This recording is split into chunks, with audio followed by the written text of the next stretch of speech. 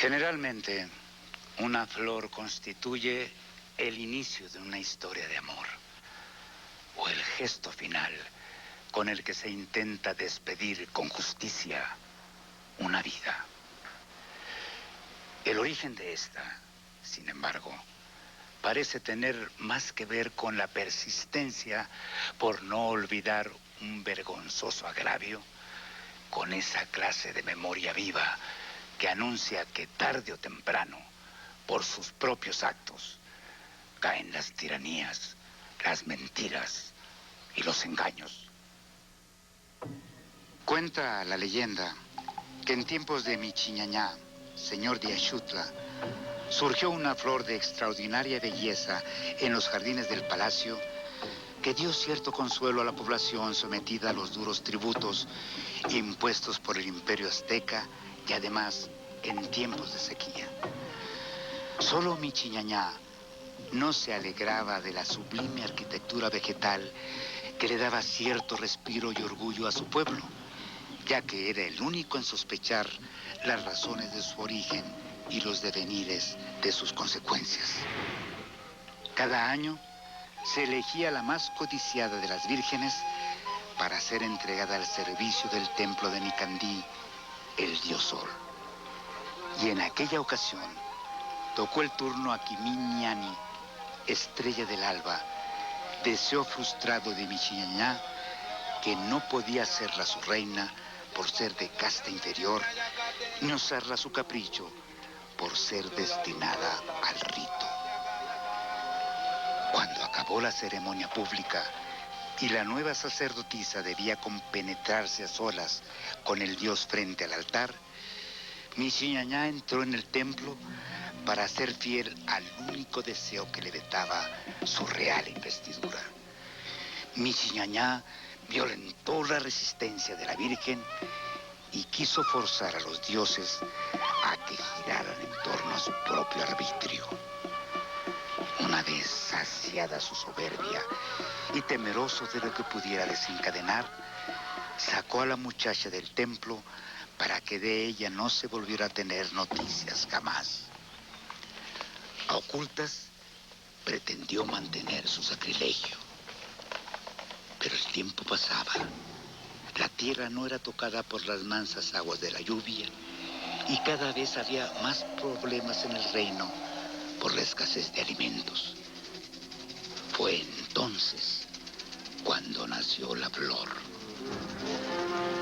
Inquieto por la aparición de aquel misterio, Michiñañá mandó llamar al gran Taizacá, sumo sacerdote de su reino, para que determinara el significado de aquella extraña planta.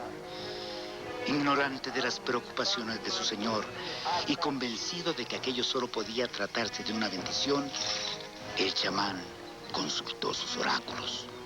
Larga fue su sorpresa al constatar la serie de enojos divinos que se le fueron revelando conforme hacía hablar a las piedras.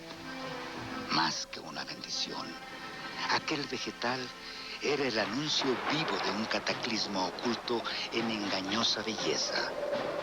Una flor le había sido arrebatada a Nicandí, señor del sol.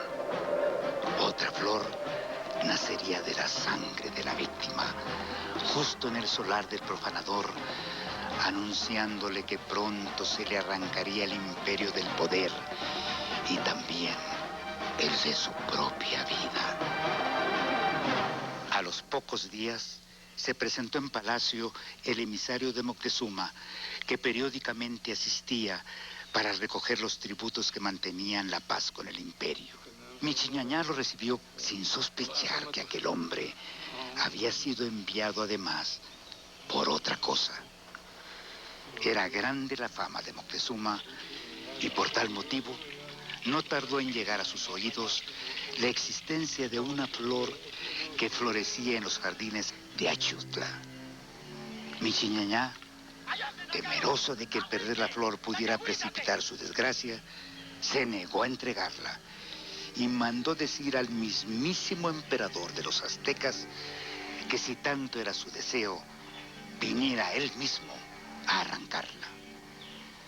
Moctezuma más empeñado en extender las fronteras de su imperio que en detenerse a atender los retos de sus vasallos, mandó un grupo de guerreros que no tardó en abrirse paso hacia el palacio con su temperamento salvaje ante la debilidad de un pueblo agobiado por el hambre. Cada vez más solo, Michiñañá se refugió en el jardín para hacer frente al enemigo, pensando que algún poder especial podría asistirle si se hallaba cerca de la flor. En el sitio exacto donde había sido arrancada la flor, quedó una lanza encajada, en cuyo extremo descansaba, si a eso se le puede llamar descanso, la cabeza de Michiñañá, con los ojos desmesuradamente abiertos. Tal es la leyenda que abriga el surgimiento de esta planta, llamada desde entonces Itañeñé,